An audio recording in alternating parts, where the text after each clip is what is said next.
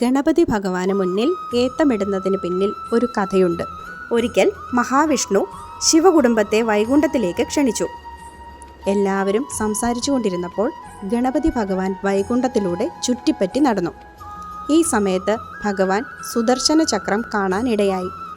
എന്ത് കണ്ടാലും വായിലിടുന്ന ഉണ്ണി ഗണപതി ചക്രായുധം വായിലിട്ടു. വിഴുങ്ങാൻ ബുദ്ധിമുട്ട് തോന്നിയതുകൊണ്ട് വായിൽ തന്നെ വെച്ച് കളിച്ചുകൊണ്ടിരുന്നു. ചക്രായുധം തിരഞ്ഞ വിഷ്ണുവിന് വാ പൂട്ടി കള്ളത്തരത്തിൽ നിൽക്കുന്ന ഗണപതിയെ കണ്ടപ്പോൾ കാര്യം മനസ്സിലായി. ഭയപ്പെടുത്തിയാൽ പേടിച്ച് വിഴുങ്ങിയാലോ എന്ന് കരുതി ചിരിപ്പിക്കാൻ ഭഗവാൻ ഗണപതിയുടെ മുന്നിൽ നിന്ന് ഏത്തമിട്ട് കാണിച്ചു.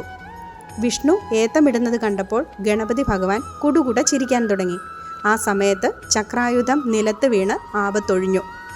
ഗണപതി ഭഗവാനെ സന്തോഷിപ്പിച്ച് വിഘ്നങ്ങൾ നീക്കാനുള്ള ഉത്തമ മാർഗമായാണ് ഭക്തർ ഏത്തമിടലിനെ കരുതുന്നത്. ഏത്തമിടൽ കൊണ്ട് ശാരീരികമായി വളരെയധികം ഗുണങ്ങളുണ്ട്. ശാസ്ത്രീയമായി ഏത്തമിടൽ ബുദ്ധി ഉണർത്തുന്ന ഒരു വ്യായാമം കൂടിയാണ്. ഈ വ്യായാമ മുറയിലൂടെ തലച്ചോറിലേക്കുള്ള രക്തപ്രവാഹം വർദ്ധിച്ച് ബുദ്ധിക്ക് ഉണർവുണ്ടാകുന്നു. കുറഞ്ഞത് 3 തവണയെങ്കിലും ഏത്തമിടണം. 5, 7, 12 എന്നിങ്ങനെ ഏത്തമിടലിൻ്റെ സംഖ്യ വർദ്ധിപ്പിക്കാവുന്നതാണ്. 12 തവണ ഏത്തമിടുന്നതാണ് ഉത്തമം. ഗണപതി ഭഗവാനെ വന്ദിക്കുമ്പോൾ മാത്രം ചെയ്യുന്ന അനുഷ്ഠാനമാണ് ഏത്തമിടിയിൽ. മറ്റു ദേവീദേവന്മാർക്ക് ഏത്തമിടിയിൽ പാടില്ല.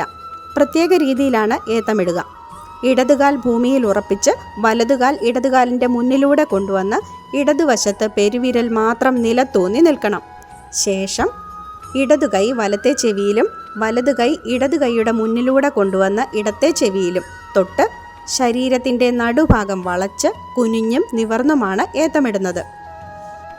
ഏത്തമിടുന്ന സമയത്ത് ജപിക്കേണ്ട മന്ത്രം: വലം കൈയാൽ വാമശ്രവണവും ഇടങ്കൈ വിരലിനാൽ വലം കാതും തോട്ടക്കഴലിന പിണച്ചുള്ള നിലയിൽ നിലം കൈമുട്ടാലേ പലകുറി തൊടുന്നേ അടിയനിന്നലം കാരുണാബ്ധേ കളകമമ വിഘ്നം ഗണപതേ.